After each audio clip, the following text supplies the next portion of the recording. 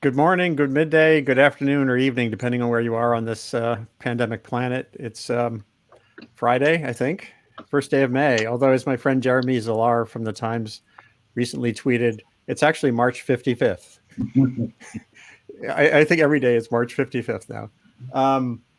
And here we are. I've got a wonderful collection of guests today to explore the deeper history of epidemics on this planet. And there are still parts of the planet that are gripped with the AIDS pandemic. The impacts of AIDS and HIV are still a powerful presence in Africa, which is now just getting hit now with the wave that we've been experiencing in developed countries more profoundly since early this year. And the folks on the call today represent history and are still largely dug in on the questions right now. I'm Andy Revkin. Yeah, I'd just like to point out, excuse me for interrupting, we are all still alive. That's a good starting point. Everyone should. Right now, you have to start there. Yeah, okay. Yeah, because we've been struggling so much, many among us, with staying alive. So I'm Andy Revkin. I run a new initiative at Columbia University on communication and sustainability. My modest goal is to see if we can make information matter. We're on a planet that's in fast forward, hyperspeed, incredible complexity, incredible consequence, depending on decisions, depending on how things are said. Communication is an implicit part of how we move forward in this public health crisis.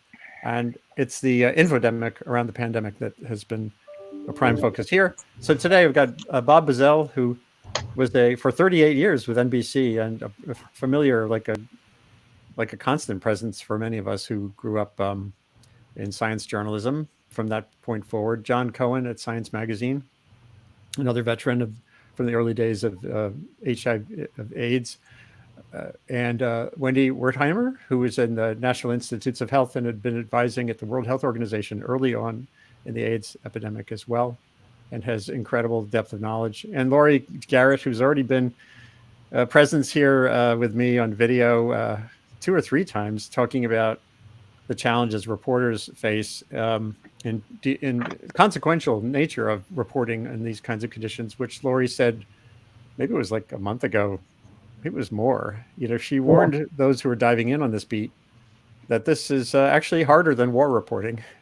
Because the consequential nature in an hour-by-hour, day-by-day basis of words you choose, the way you communicate can have life and death consequences. And what this is really is, Laurie came to me and said that you all have started meeting virtually recently and thought, hey, let's broaden this out. So maybe, Laurie, do you want to explain a little bit from your standpoint how this happened, who you are as a group? Yeah, we all started covering HIV/AIDS back in the 1980s, or in Wendy's case, we're deep in the policy side of it. And we came to realize that, first of all, there weren't a whole lot of us that were interested in HIV/AIDS. I mean, it should have been the top story on every front page in the world, but largely the world ignored it because it was about gay men, it was about IV drug users, etc. But we were all fascinated by it, and we came to have deep respect and admiration for each other, and we bonded such that every big international AIDS meeting, we were off getting drunk and commiserating about the nightmare we were witnessing. And I think we shared and bonded around a sense of, profound indignation at how incompetent and bigoted a lot of the response was to this thing, which as science reporters, we saw, hey, this is about a virus. It's not about burning down Ryan White's house because he's a hemophiliac who got a blood transfusion that had HIV in it. And I think we've ended up being great friends and admirers of one another, and over the years boosted each other's spirits when things got tough. And we recently got together for just a friendly Zoom and realized that we were all reflecting on how much the current COVID crisis, as a high-speed unfolding pandemic, reminds us of some of the same themes we saw rolling out at slower speed with HIV, slower because it's a 10-year disease process on average. Right. And so that's why we thought it might be worth sharing some of our thoughts. And I think so too. I want to show something briefly before Wendy speaks. She'll get a kick out of this.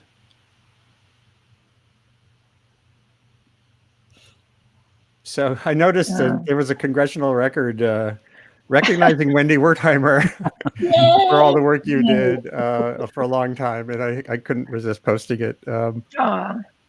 This is from, let's see, who put it? I couldn't kind of figure out who wrote it. Senator Durbin. Yeah. It was Durbin. Yeah, okay. Mr. Durbin, Mr. President, I want to acknowledge. So tell us a little bit about your nook in this fight. My nook. Your vantage point, how that worked. Well, I think, so I started out my career working for what was a liberal Republican in Congress, Jacob Javits, whose name is now well known because that's for the hospital that's there more than, so I worked on VD legislation actually for the senator and went from there to a nonprofit organization that worked on sexually transmitted diseases when I went there in 1980. And of course, 1981 was the first case of HIV. So our whole organization shifted from being STDs to AIDS, and had the opportunity for the next 10 years or so to be an activist within the AIDS, in developing an AIDS agenda and an AIDS coalition around research, public policy, services for AIDS. I went from there to work for Dr. Jonathan Mann at WHO for 2 years, where I think now watching the relationship between the US and WHO is painful to me. And then spent 24 years at the NIH, where I was in charge of, we're in the Office of AIDS Research, part of the Office of the Director, where I did policy and communications and I think I met Laurie when I was at WHO, and John and Bob, I don't know, I feel like I've known you my entire life. But it was the probably best part of my job was that I got to work with people like John and Bob and Laurie, who were eager, fair, really well-educated, well-intentioned journalists. And I think that, at least from my vantage point, the relationship between the government and the journalists was not adversarial, at least from the part of NIH, or you might feel differently. But I always felt that we had nothing to hide and that we wanted the truth out and that we could work with the journalists. It makes me very sad now to see, as I said, the WHO situation, how the relationship with the media, and just the general sense that there is a world of people who are anti-science, anti-vaxxers, gun-toting, people who are fighting against what public health is trying to do to protect them, as opposed to protesting for more things for them. So I think my vantage point is just, as we were talking, the four of us recently, that there's so many similar things from the beginning of AIDS and from the course of AIDS, but there's a lot of things that are different too, that are harsher and more polarized and politicized in a different way. I mean, there's racism, there's homophobia, there's xenophobia. Now there was homophobia then, there was fear then, but somehow it's more cruel and it's more angry. And I think the world does not appreciate the role of public health. I mean, we know, here we have Tony Fauci, there's bobbleheads, there's cookies, there's all this deification of Tony. At the same time, he's getting death threats. Yeah. So this polarization and the lack of coordination and collaboration, the infighting within the department, the competition among states and cities, I find so disheartening. So that's my vantage point. Which is why I call this sometimes a pub lunch, this Friday session. I wish we had a drink. So you can all, maybe you do have one there. Well, No. And Bob and John, I want to get to you in a second, but some points we'll circle back to, hopefully, are, and Laurie on a previous one of these with Alexis Jeter, who had been a San Francisco journalist, were describing one of the tensions at the time of AIDS was activists calling for fast tracking of drugs. You know, it relates now to the hydroxychloroquine and so there was that urgency and fast tracking and contention then. And the thing, of course, that wasn't there then was social media and our news process, even cable news. CNN was Right. brand new in 1982, right? CNN was like, yeah. So even cable news was new. During the Persian Gulf War. Right. So think of, Bob, I want to go to you next. And the context of how the news process has changed so much. And, when you think about the Michigan militia and the like, we also, it's eye candy. We put that stuff in the foreground when, if you look at polling, most Americans support distancing and stuff. So it's like, how much of that crystallization, how much of that cartoonification of these things in a dangerous way is the media.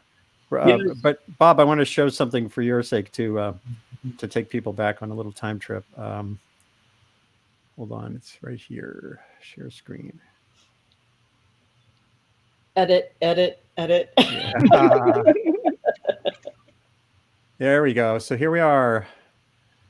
I could even play it while you're talking. I don't think you'll hear it, but this is one of your first reports. 1982. Yeah, it's lacking sound. That was Bobby Campbell. Yeah, so maybe you could give a little That was before voiceover. sound.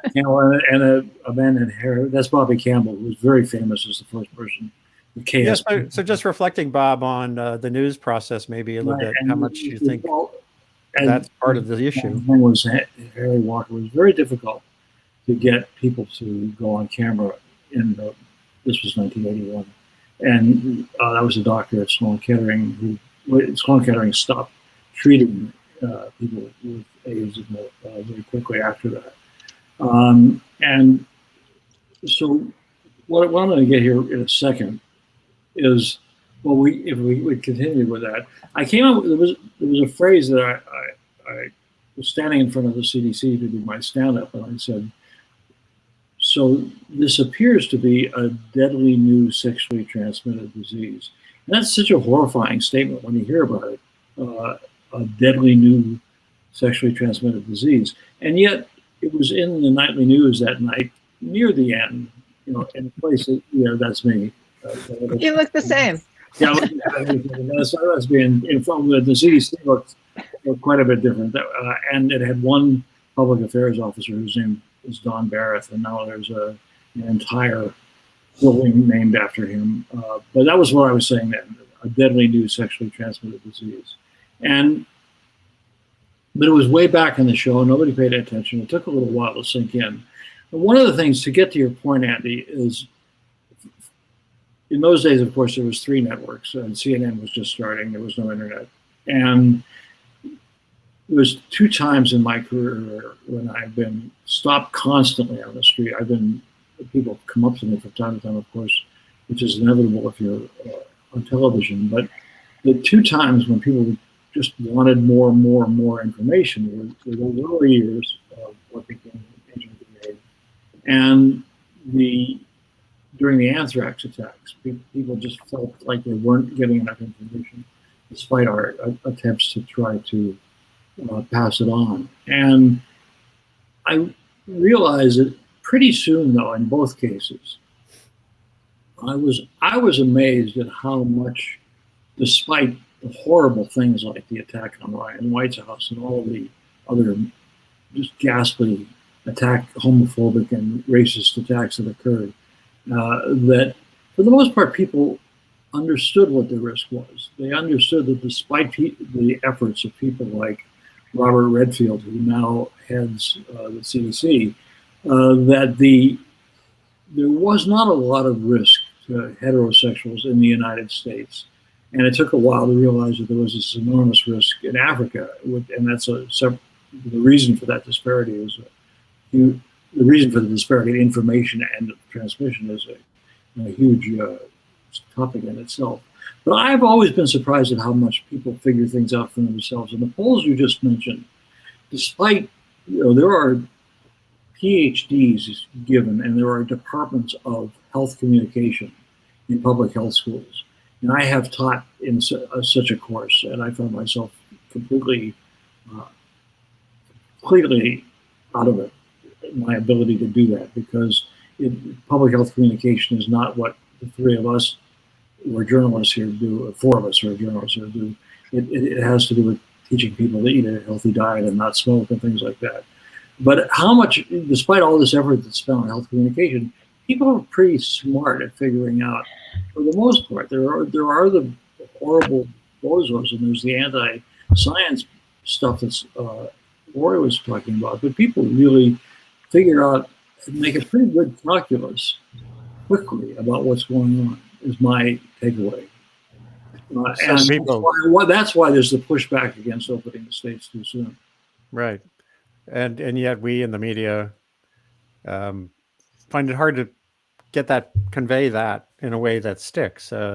It's part of the problem I see in social media and the online universe particularly, but this is also on talk radio, is that the whole system is designed to capture our attention. And right. Even we were just talking on this program a day or two ago with other journalists and with Carl Bergstrom out at University of Washington about how we're hacked. Essentially, if Facebook and Twitter and these devices that we now rely on to convey our news are literally designed to either activate, aggravate, distract. That's literally how they're shaped by software. How do you then convey that nuance in reality about, people mostly aren't going to the Michigan state offices with guns to get our attention. And just quickly to get back to the anthrax and early years of AIDS, I would say that when people feel threatened themselves, they're pretty good at cutting through that crap. And that is the difference. All that other clickbait and outrageousness that is designed to attract viewers to internet or talk radio, or listeners to talk radio, is fine, it's entertaining, but I think that people have a pretty good sense of taking care of themselves. It's a basic human instinct. I could be wrong about that. I could be proven. I hope so. We hope so. I'm sure everyone on this conversation hopes so. I'm going to share something of John's that just ran that we could talk about a little bit, and then I'm going to let you all rip. But I don't want to impede what you normally have been doing. But I do want to introduce John a little bit through his work. So there was recently just a day or two ago, this piece in Science laying out. Last night. It was last night. I was trying to figure out March 54th. Yes. Some of this ridiculousness that's been going on, that's truly, well, I'll let you speak. You've been digging in on these stories about funding levels and how that relates to how we do or don't clarify what's going on in this case and prevent the next one. So just talk a little bit about your work. Well, one of the things that Bob and Laurie and Wendy and I have learned to do is to speak HIV. And it's a language. And COVID-19 is a language. And one of the great joys I have with my friends here is we can very rapidly, we're very fluent in scientific language. And the challenge with HIV and the challenge with COVID-19 is it's not simply about science.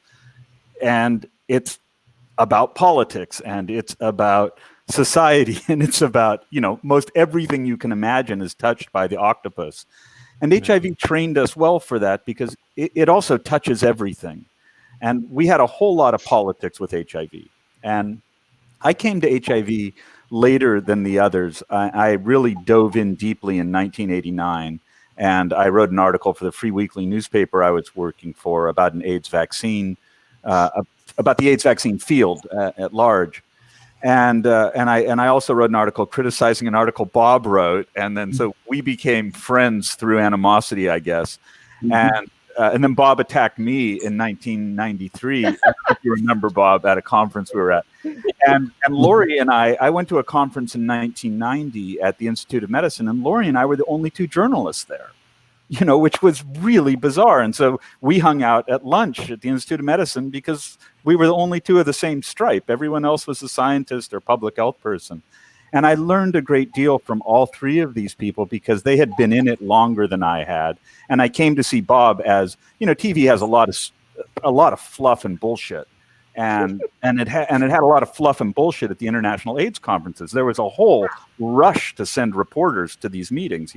There's nothing ever in the world of science had ever seen anything like this, where hundreds of journalists from around the world would go together to Italy or Amsterdam, or we went all over the world, Berlin, and a lot of the TV people were faking it, and Bob was real. He spoke science and he got it, and I came to greatly respect his insights, and we're all critical of each other too, and the criticisms we're all good at learning from the criticisms that each of us has. And because we're all critical thinkers, and that's part of what I love about it, is that we're not all just congratulating each other all the time. We're helping to improve each other's view of how to cover stuff. And COVID-19, HIV was, I think Laurie mentioned, it was slow motion. And when I started in 1989, South Africa, which is the hardest hit country in the world, didn't have an HIV problem. That really exploded after apartheid lifts.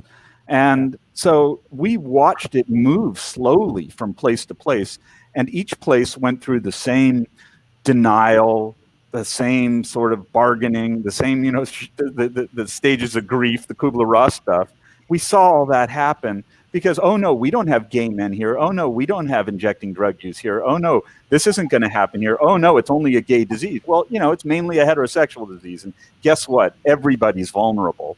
It is much harder to transmit, as Bob mentioned, and that colored things.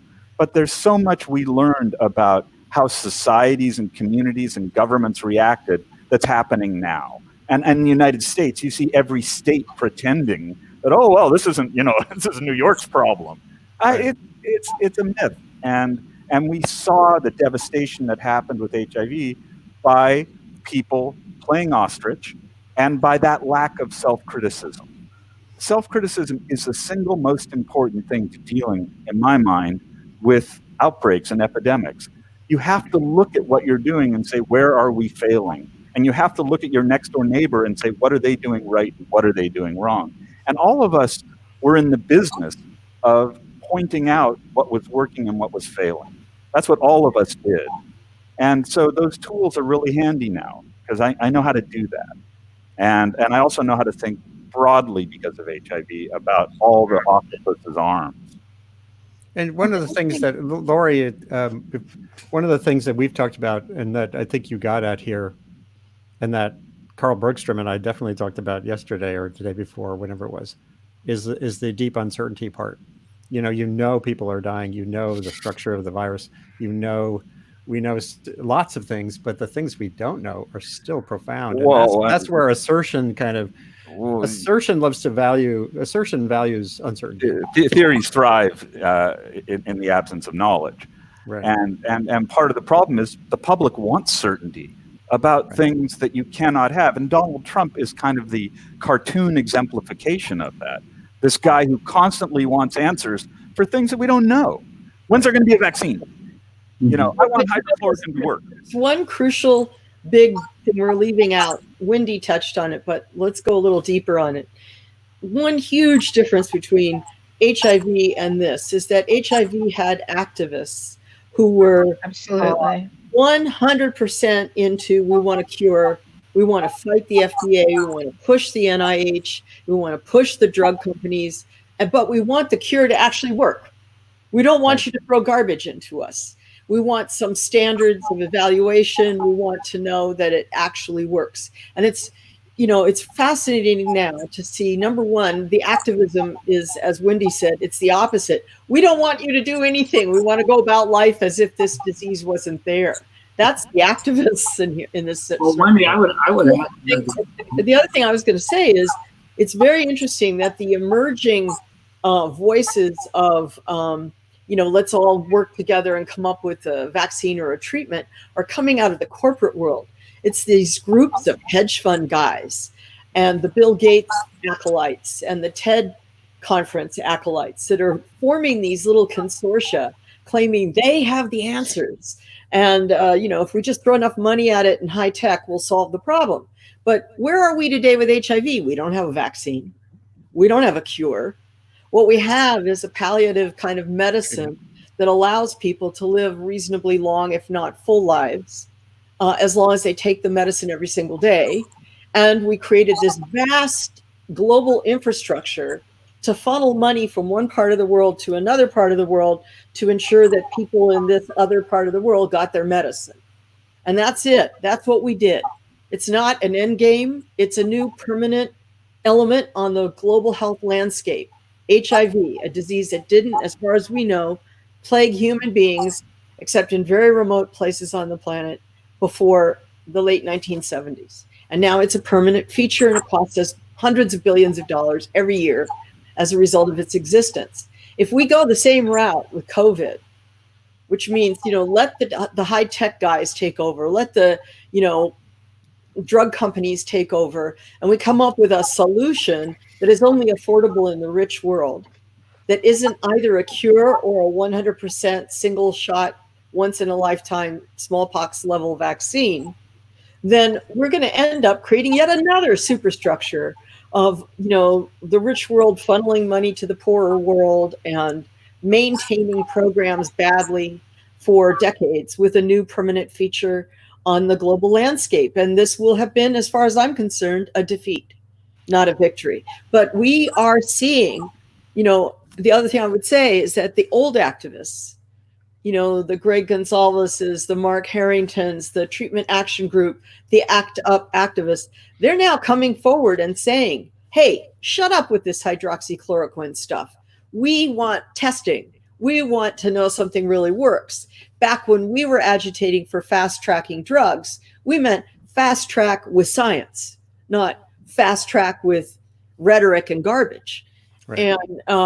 And I think that's why they became essentially allies. I mean, recently Tony Fauci gave an interview where he said, it was the first time I'd ever known this, he told the New Yorker that he had actually thought about hiring one of the top activists, Mark Harrington, to work inside his office in the NIH, because he thought this would be the smartest new step for NIH to take.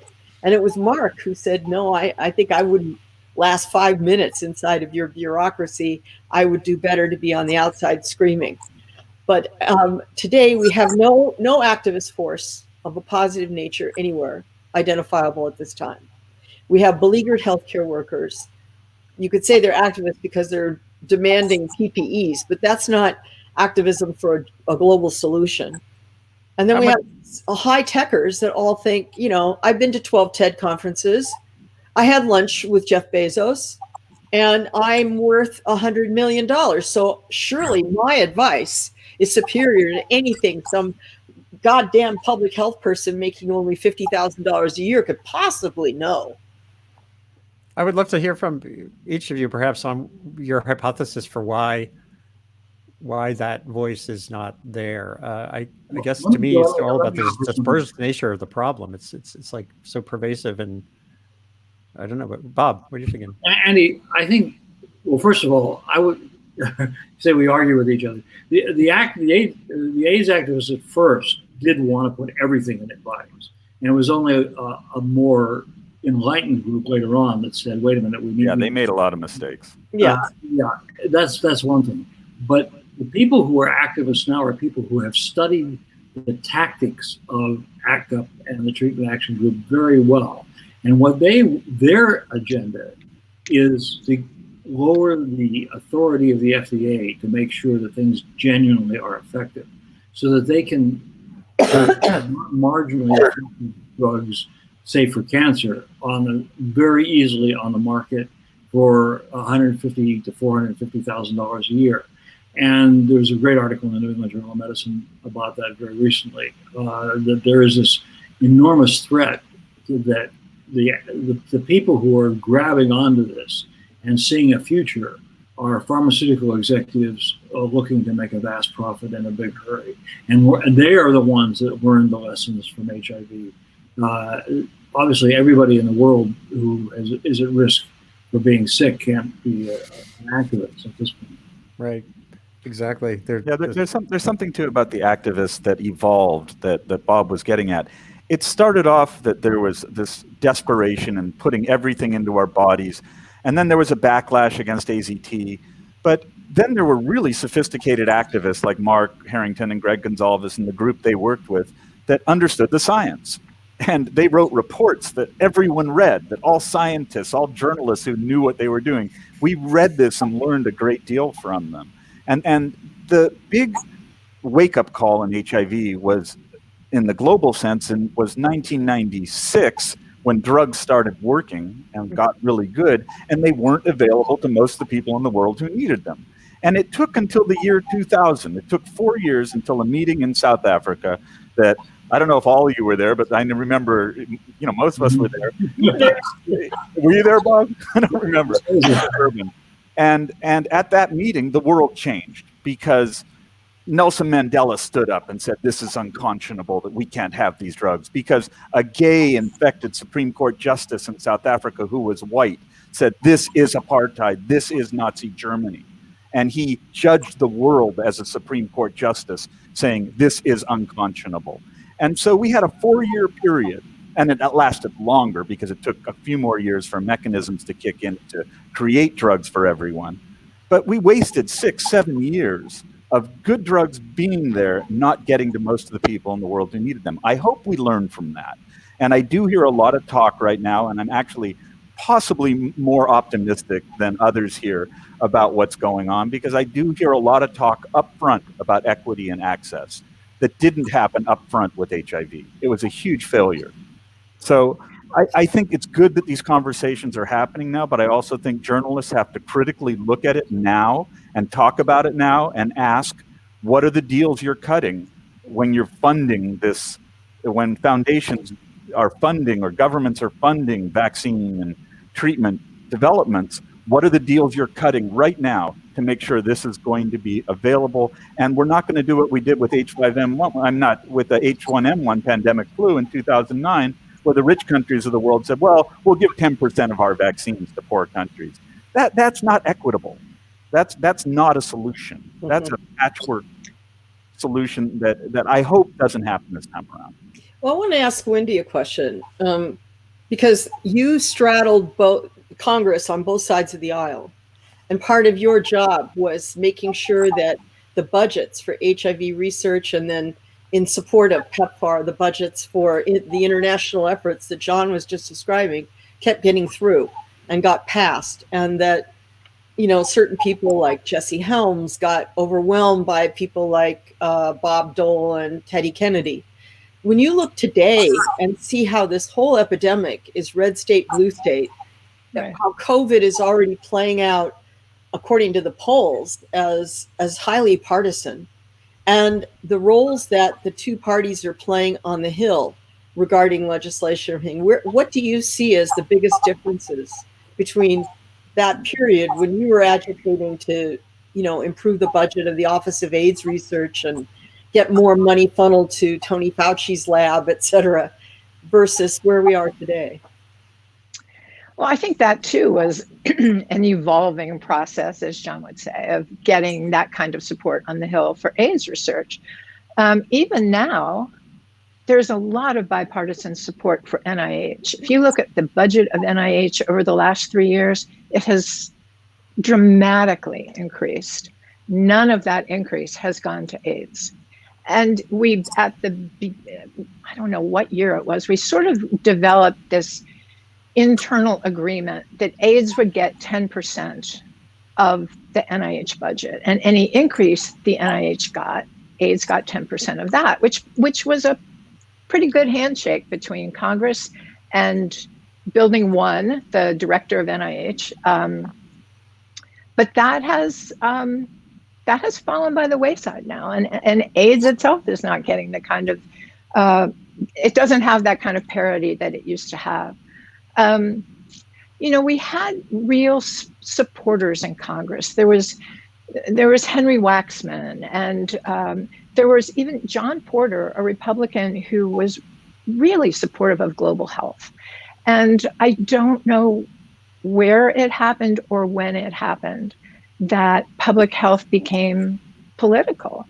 I don't know how to explain it, Laurie. I don't know where I tend to blame everything on Newt Gingrich. I think that changed the nature of how Republicans and Democrats work together. When I worked on the Hill, I worked for a liberal Republican, but the Republicans and Democrats were not enemies. We talked to each other. We worked together. I shared an office with Ted Kennedy's staff. There wasn't this battle for power, and I don't know how to describe why I think the bipartisanship around public health, there is bipartisanship for research, and especially in states that have big research institutions. You receive a lot because of the budget. Right? But other than that, I have no answer. But the one thing I would add to our conversation, though, is I think AIDS also contributed. We always kept a list of things of how AIDS research benefited other diseases. And I think we tried really hard to make Congress understand that cancer research benefits from AIDS, Alzheimer's research benefits from AIDS. You can't just put AIDS in a box that we're drawing money away from all these other diseases to fund AIDS.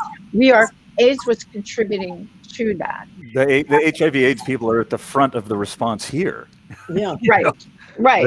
They're running the show. I mean, in the scientific sense. But I also see, like the story that you put up, Andy, that I did last night with Meredith Wadman, is about the NIH cutting the funding of a researcher who's doing critical bat coronavirus research with a team in China because his work is linked to the Wuhan Institute of Virology that Trump has decided is the source and origin of this outbreak and pandemic. And the scientific evidence doesn't let us know at this point what the origin is of this outbreak. And in fact, there needs to be a whole lot of research into that isn't happening or isn't transparent. Huge problem. But because of that, the NIH cut this grant that was highly rated when it was awarded. And where is the political action at this point to say, whoa, NIH, why are you doing this? Where are the activists? Now, the scientific community is outraged, but there is no activism to say, and in the HIV world, when this kind of stuff happened, and it did happen, the activists were in the street. They were banging down doors. They were shutting down the FDA. They were shutting down the NIH. John, let me flip it the other way. The grant that was the equivalent of, cut, but for good reasons, but slashed and resulted in something of a backlash from the right was the microgenesis U.S. military alleged HIV vaccine grant that turned out to have no benefit at all. And yet the current leader of the CDC, who became a hero of the far right in America and is now allegedly running or has some role in our COVID response, defended to the death this bogus. I have a chapter in my book about it. Yes, you do. Yeah. And I did a series of reports back when I was at Newsday about Robert Redfield's policies vis-a-vis. He was in charge of deciding what to do with infected soldiers as a lieutenant colonel in the Army. And he set up a policy that involved having a priest out the guy, pulling him aside, having MPs go through all his personal belongings to find the names and identity of every single one of his gay partners, having him court-martialed and booted out of the military with no health care when he's an 18 or 19-year-old terrified kid who's just begun to understand his own sexuality, and now he knows he has a lethal disease, which in those days was utterly incurable. And that's the man who now runs the CDC's response to COVID. I mean, it's not just that a very good grant gets cut, but that here we have a guy who holds a grudge against NIH because they denounced his work when he was back in the HIV days making a bogus vaccine. And to this day, he blames NIH and claims that, he was on the right path. And if only they'd hung in there, maybe something would have eventually come out of his research. But Wendy, why isn't there a political congressional reaction to an NIH grant being cut like this? It seems to me that in the past, there would have been bipartisan support to say to the administration, if indeed they were behind it, you can't do this. This is sacrosanct, because they've always protected NIH. Well, can I Bob. get back to COVID-19 here, because I want to ask Andy a question. And this is nothing original on my part, but I think the anti-science aspect of American culture that we're seeing now started with the tobacco company's response in the 1950s, the evidence of the danger of their products. And so that was, of course, picked up, as you have extensively told us in the response to the threat of global warming. Yeah. Do you think that COVID-19 could make people say, hey, wait a minute, the scientists do know what they're talking about? I've been thinking a lot about this. I haven't been writing actively lately. I've been too busy building this program and tweeting and running this program. I mean, this actual webcast. And my sense is that there is that potential. Like, this is the ultimate systems demonstration of the fact that we live in systems. My wife teaches systems thinking to teachers. I'm hoping that every classroom that can right now, at every level, is looking at the miracle of biological connectedness that allowed a novel virus, to jump species in Wuhan, and 4 months later start killing Yanomami Indians in the Amazon. You have to think about the geography and the biological geography of that. So there has to be some level of that percolating. It won't percolate to the people who are occupying the Michigan State House because of cultural cognition and tribalism and everything that evolved that Wendy described. That, we all have that wistful moment. Those of us who remember, bipartisanship was kind of like the norm, and divisiveness was the rarity. And now it's flipped completely. How much of that is because of social media, because of the Supreme Court decisions recently on funding? It will be determined by historians someday. But this is systems thinking right now, and the more that can be. And climate change, every molecule of CO2 going into the atmosphere is globally mixed. And so it's another systems issue. It's much harder to address. And the solutions are interesting too. This is like here you have everyone who wants to get the economy restarted is kind of, that meme is largely from that cohort who are all about the economy. They're the same people who are alarmists about the climate change wrecking the economy.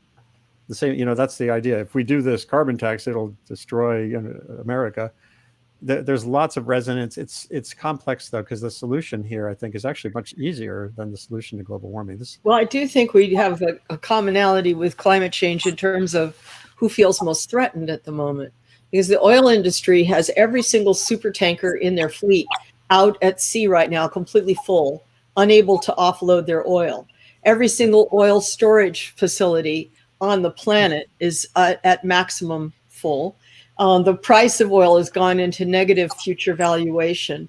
And they're starting to get explosions in oil refineries because the pressure is building up and they can't keep pumping to relieve the pressure. And there's no way to cap some of them sufficiently to withstand this mounting pressure. Right. So this is like do or die time, thanks to COVID, for the fossil fuel industry. And I think it would be very naive for anyone, and certainly any good journalist looking at this right now has to ask, which constituency has the most to lose with lockdowns? Which industry is most threatened by ongoing lockdown? It's the petrochemical industry, without a doubt. And I think that it would be in their interests just as it was in the interest of the tobacco industry to try and downplay all concerns about cancer and heart disease, and to indirectly fund groups that advocated for my right to smoke in the movie theater, my right to smoke, sure. And then it was the Pepsi and Coca-Cola people who fought Mike Bloomberg as mayor of New York against limiting sugared sodas in the schools, saying, you have a right to drink as much Coca-Cola as darn it you want, even if you die of diabetes. Right. And here I think we have to really be asking ourselves, what is the oil industry funding right now related to COVID?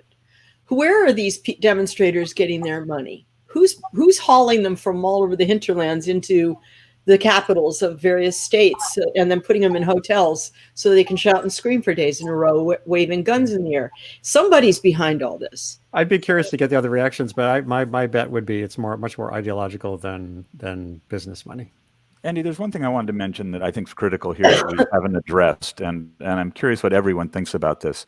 With HIV and AIDS, one of the way we did our storytelling, and as Bob's clip that you showed demonstrated, was we showed people who were suffering again and again, and we met with them, and we told their stories in a very dramatic, powerful way to try to create empathy and interest in this. We're locked up in our homes. I have not met a COVID-19 patient in a hospital, because I can't go there. And the hospitals won't let me in because of HIPAA.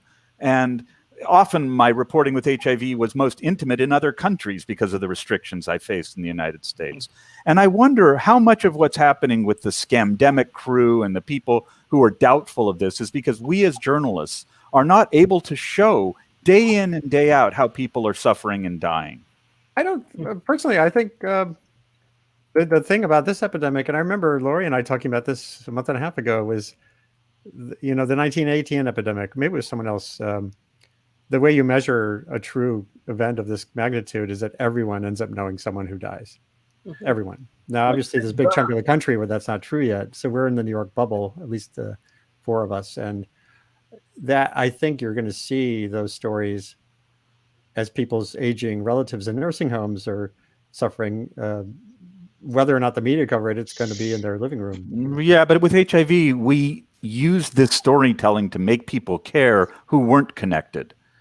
And that to me was a really powerful, and we created compassion about places that were hugely impacted in places that weren't much impacted. And I'm in California, we don't have a lot. That may be necessary to do right now, say in Oregon or Iowa for when they look at New York. But I think that everybody's scared. And the polls that we started out at the beginning of this conversation, the number of people who are against the openings, even in places that aren't highly affected yet, shows that people are scared. I don't think, it's always good to have compassionate stories about individuals, but I don't think it's necessary here. I think people are scared out of their wits around the world. And I think there's fatigue. Well, I think you're speaking from California, where you already have backlash and everybody wants to go to the beach. That's but here in New York, we're still hearing sirens all the time. Wendy, it's Wendy, a different fear. Sorry. And Wendy, how is it there in downtown Washington, D.C.? Yeah. Well, speaking personally, my 95-year-old beloved aunt died in a hospital in Boston not that long ago, and 2 childhood friends from Pittsburgh have died. The streets of Washington are pretty quiet. Not that I've spent any time there. I've barely left the house in almost 2 months now. I think I've left twice. It's this weird sense, that Mitch McConnell wants to make people come back. And I think that for me, I feel like people who have older relatives and people who are in nursing homes and people who are in long-term care facilities are scared because they can't go see them. They don't really know what's going on. They, try to FaceTime with people who are either disabled or not able to do it. And then there's young people like those who frequent my home who are just starting out in new jobs. Maybe they've just come out of college, or some of the kids are finishing college and having that part of their life so restricted and truncated. And living in a very tiny universe, unlike what they thought they were going to be living in at this time. And kids who are just starting out. You're describing my 22-year-old son in spades. He's right around the corner here. Yeah, my 17 and 19-year-old are also crawling the walls. And this is where I think stepping back and regarding the true scope of this, it is AIDS did not create a depression, an economic depression. Right. AIDS had that slow motion aspect. This, as I said, 4 months from Wuhan to the Amazonia and this surge in New York City and every hospital having to recalibrate how they handle this kind of crisis, and the economy upended in a way so faster than the depression, faster than anything. I think we're still at I think, Laurie, we said we're still at like chapter 1, or maybe the opening preamble of a book, if this is a book. Do we all need to sort of slow down too and just regard the monumental scope of what's unfolding around us? Well, I think the hardest thing I'm experiencing as I monitor it day in and day out is the ability to stand back and take the 50,000-foot view. It's really hard. Part of the reason is, in the case of HIV, not only was the epidemic itself slowing down or slower, but so was the pace of the research. Now, I mean, Jon and I probably, between the two of us, we probably read close to, or at least glance through close to 200 preprint papers every damn day. And they've never been peer reviewed. We have to somehow ourselves decide, did we get it right? I made a mistake one day. Jon called me up one Sunday morning to tell me that Twitter was exploding with rage against me because I'd misinterpreted a paper that was a preprint that I read too fast. I remember that. I indeed had mistweeted it, and thank you, Jon, for alerting me. And then I had to kowtow to a whole repay the favor. Scientists, to a whole range of scientists begging that they forgive me for saying that pangolins had been proven to be the intermediary animal. They still are potentially, but not proven. And I think it's the sheer pace of it all is so overwhelming. We have a president who holds these incredibly insane pressers every single day. And every day there's a headline, at least one, if not a whole host of them, that come out of the inanity that is spewed from the Oval Office. And that's like every day. And then, most of us are monitoring several other daily sources, whether it's WHO, Governor Cuomo, Gavin Newsom, whatever it is, along with all the science. And it's just that the deluge is overwhelming. It's like somebody took a fire hose and put it down my throat every single day. It's like we're at an international AIDS conference every day. Every day. And one night, I was very late at night, I was walking around the poster session at an international AIDS conference where thousands of posters. You can't possibly read all of them. And I have my book, and there was one poster I wanted to read, and I'm sitting there reading it. And Laurie comes walking up. It had to have been 11:30 at night. We were the only two people in this giant hall with the same book and the same poster. And I looked at her and I thought, this is why we're friends. and we would select, you'd have to comb through so much information, and you could do it for 5 days. But now, come on, I started January 8th doing this, and I'm like, Yeah. One of the things I would make a pitch for before we get to the end of this is the framing of this as in terms of public health communications. And it's not just our clownish, absolutely abysmal president. There are a lot of public health officials who are in on this as well. And I think the framing has got to change from we're going to get over the hill and everything's going to be rosy on the other side. This is going to be something we're going to be dealing with for many years. And it's a question of managing a new problem, not putting out a fire. Mm-hmm. And I think that's the part that I worry that a lot of people don't understand. There's going to be so much joy. The hospitals in New York are getting back to some semblance of normalcy. Schools are opening in some places. But in fact, as we all know, and it's been said often enough, that there's going to be second and third waves.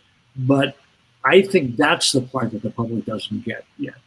the pulsing of it. Yep. I agree, and I think Wall Street is responsible for a lot of that, because there's such an eagerness on Wall Street to keep this market buoyed and to keep shoving it back up. So a remdesivir study, to me, said maybe it's as good as Tamiflu. That's what I got out of that study. And it's, again, not even peer reviewed yet, and we're still waiting for all the final data. But a company can say, we think we shave a day or two off the course of the disease, and the market goes boom. And every day it's like Wall Street is hanging for some positive little glimmer of something that says, yeah, we can start making our profits again, and we can start getting open again. And I think we have to be, again, that's part of trying to get that 50,000 foot view of the problem, is get away from all the monetary pressure and the financial pressure. But my God, when the head of the IMF says this is going to be worse, and she did, 2 days ago, this is going to be worse than the Great Depression and World War II combined. And when Secretary General Guterres this morning on the BBC said, we have no leadership whatsoever. No one is running this ball game. And he said the reason is we have a complete disconnection for the first time in contemporary global catastrophic events. We have a complete disconnect between power and leadership. He was really saying none of the powerful individuals out there are showing any leadership, right? This is where we are now. And somehow we have to push through all of this and take a perspective that tries to accurately advance the information, accurately take people to some analytical place that allows them to suffer through another day of this and another day and another day. And I think Bob's point is absolutely true. What everybody wants is, tell me there's an end point. Tell me there's a moment when my kids can go back to college and they're not harassing me in the background anymore. Tell me there's a moment when I can go back to work and when I can pull down wages. And if you think that's bad now, just wait till that 25% of the labor force in New York that's out of work has been out of work for 3 months. Well, and just wait until the food supply chains globally and completely locally collapsing right now. Yeah. There's this pulsing that Bob's referring to that I think is going to be the essence of what we need to understand. We're going to lift shelter in place, and we're going to go back to shelter in place. We're going to keep seeing surges. And there will, I hope, be biomedical interventions that reduce the demand on the hospital systems. And I don't think this remdesivir success is going to be that thing, but maybe that combined with other things will start to reduce it. But we're going to have to keep adjusting. And that public health message is incredibly difficult because we've all seen too many contagion movies where there's a magic serum that shows up. Yeah, well, that's your fault, Laurie. And, there's a magic serum and boom, we can all, hug each other and kumbaya, sing and go, boy, I feel so good. Let's hope something, wonderful comes from all the research and all the attempts, but it's not. We're going to be filled with surprises. And every day I get up, I see something I never saw before. Every single day. I think something I never thought before. And that's what we have to adjust to. And I think, Bob, you're exactly right. That's the thing how do you communicate that to people? To anticipate the unanticipated, to expect the unexpected.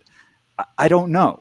At the same time, there's if we had a vaccine tomorrow, there's a whole bunch of people who are going to not let their kids get vaccinated. And if there's just this thing, I agree with Laurie that there's a disconnect between power and leadership, but there's also a disconnect to public health and science. And, contact tracing right now is critical to what we're trying to do. But how do you do contact tracing? You can't send people into their homes. So we're trying to do it by phone. But guess what? Right, but at home, so they're trying to do it by phone, but people don't answer their phone to a number they don't recognize, and a lot of people don't have phones. And the other part of this that we haven't talked about too is there is the huge population of undocumented people in this country who are afraid to get tested. They'll be afraid to come and get treatment because there's this whole other thing of all the immigration problems that are layered on top of this epidemic of disease. And then we have this epidemic of cruelty. We're happy putting kids in cages, so what if they can't get tested? So I worry that there's that other element happening of the anti-everything, anti-immigration, anti-science, anti-vax, that happy day, John, when we have something, is going to be colored by our inability to overcome this other, I don't know what you want to call it. I was in the SARS epidemic in China, and I remember very distinctly the day when Beijing said, okay, it's now over. We've done it. And I went out to the Summer Palace, and the entire gardens were full of people celebrating, and everybody was walking up to each other doing this, victory, we beat it. And it really was like this momentous day when the epidemic was declared done. We won't have that. And I don't think that most of America, certainly most of the world, has that's registered with them, that there's not going to be this day when we all go around the streets declaring victory, that actually this is going to drag out, John's point, fits and starts, lockdowns opens. Each time it's going to stress public health infrastructure, and it's going to put further stress on the already dicey political relationship between organized public health and all the other forces out there that want openness and want the economy moving. And each time there has to be an open and then a reclose, and an open and a reclose, right. The animosity and the tension is going to get more and more difficult. Well, I think Laurie, we're at your deadline. If the others can stay on a few minutes longer, we could do that too, or we could just try to reconvene once a week. We could do this if you want to do it. There's no reason why this can't be. I have no idea what next week holds. No, I know. That's what will make this interesting. Next week, we can always find it. We can find an hour. Let's find an hour, because I think we're just scratching the surface of some really important things here, and you're a great crew to test some of these ideas. There's room for a sixth person on any day in these video windows. The cool thing about StreamYard is it goes to 4 different platforms at once. The limit is that there are 6 windows, but that means we could, if you want to be a group, like a lunchy thing, we can have a guest come in, one person. We did always, when we had our wine and cheese and dinners and so on around the world on tracking HIV, we did have a sixth with us, Peter Piot. And I don't know if he wants to join. That'd be good fun, Peter. Yeah, that would be fun. Yeah. So we'll call a close to today, but I guarantee I'd like to do this again. There's another session coming on Monday with journalists who are part of the Global Press Network. This is 100 female journalists in developing countries, and we're going to have reports from Zimbabwe and from Sri Lanka on how COVID-19 is playing out there. Sunday, though, is Pete Seeger's 101st birthday, and every Sunday I do this webcast as a folk gathering of poets and songwriters. So we're going to have a session Sunday morning at 10:30 to 1, honoring Pete Seeger, and on and on. So I'd like to pull you all back in. One of the key themes I think makes me hopeful is that I've seen over and over the distributed capacity for communities to get together and do creative things now that wouldn't have been possible 10 years ago. In Bhopal, India, 2 weeks ago, I did a live session with a group of citizens there who had formed initially as a plastics campaign, back when things like plastics, cleaning up the streets mattered. And but with the lockdown and with the city of 2 million, Bhopal, with folks who were stuck at home, Laurie, you can pop off. They formed a food network. So they got people with kitchens. They're also making masks. And so they're using WhatsApp to identify where in the slums there are communities that need the food most urgently, who can't go out and work and have no money. So that's I've seen other examples of that, even around some of the technological questions. You see people getting into groups and trying to solve these problems. So there is that. There is the idea. The one thing I tweeted recently that seems relevant is we need to get rid of the prefix re, like rebuild, or revive, restore. Everything going forward from this point hopefully we pro generation, pro activity, how do you actually not rebuild the brittleness we had before? How do you think about hospital systems globally, nationally, where the norm is that you need ICU beds to pop up somewhere in a hurry? That's something that's doable. You know, that could be normalized as a way to sort of be part of that process of responding. So I'm seeing many positive things along the line. No, let's do a little round of positivity, and then before we close well, out. I have a few positive things to say. One thing is climate change, which you specialize in, isn't there are places that don't believe in it. There are very few places that don't believe in COVID-19. It's not much of an argument, and that in itself has bonded the world in a way that we have a common enemy that's recognized by everyone. Even though climate change is a common enemy, when there are countries that don't believe in it, that somehow attenuates the whole idea. So we are all in this together in a different way than in my life I've ever seen. And I'm seeing more cooperation and collaboration and sharing of scientific information than ever before, and more of an attempt by corporations to actually share proprietary stuff even very early. And I have hope that we are going to see success with a treatment that is going to mitigate the hospital burden. I think I'm writing right now about the monoclonal antibody efforts. I have good reason for confidence that some of those will pay off. We saw it happen with Ebola, where monoclonal antibodies actually worked, even though drugs failed, even though convalescent plasma failed. And if we can get a break from biomedical interventions that reduce the burden on the hospital systems, that changes the whole shelter-in-place equation, because that's all we're really doing right now is sparing the hospitals. I mean, that's really the thrust of this. And so as a treatment comes on that works, which I'm fairly confident will happen sooner than a vaccine will occur, our lives change and our strategies of how to move forward change. Is it accessible to everyone? Is it equitable to everyone? It's going to be a problem, unquestionably. But I'm hopeful about that. And I'm also hopeful about the way that my community is behaving. I see a lot of cooperation where I live to work together, figure things out. And people are doing some beautiful things. And I don't mean to be too gushy about it, but like you go down my street and the kids have put rainbows and drawings in the windows, and we have a sidewalk with chalk colorings on them. And people are saying hello to each other in ways. There's a compassion that's happening locally. That, you know, I'm meeting neighbors I didn't meet, and I'm also having a neighbor yell down from his balcony, "How are you doing in the scamdemic, John?" You know, so it's a little mixed, but there are good things happening because of this, because we're forced to address something collectively. And that's my positive note for the day. And now I can return to negative. And there will be an earthquake, and there will be a volcano, and there will be a hurricane that's going to map on top of this. That's going to really whack us. And when Africa gets hit hard, that has already crumbling infrastructures, it's going to really whack us. And so I can only go positive for so long.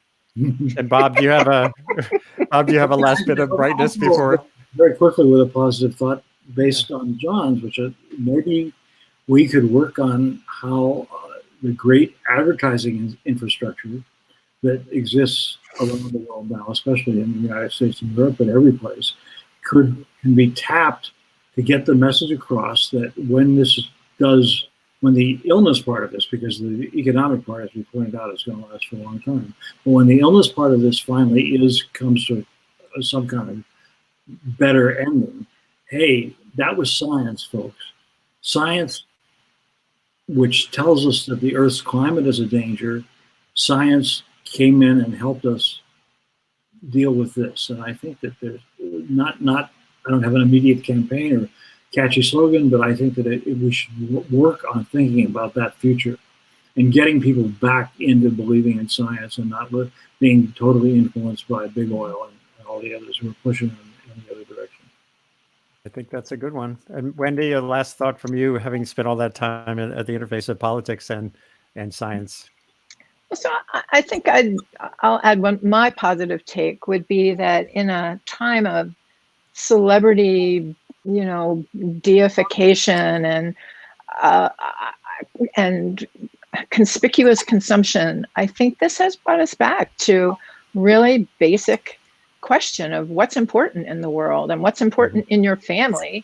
But that, right, the hunting and gathering. But what I would hope would come out of it is that overpaid sports heroes and movie stars but that the real stars and the people we really need are the people that are collecting the garbage and cleaning the hospitals and the firemen and all the underpaid people in this country who really are the ones who are saving us now, that we depend on now.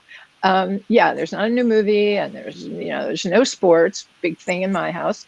But we're all here to, I think for me, it's a sense of gratitude that I'm safe. I have a roof over my head. There's, Amazon delivery but what's really important, and I mean, it's weird. And you see people with their dogs.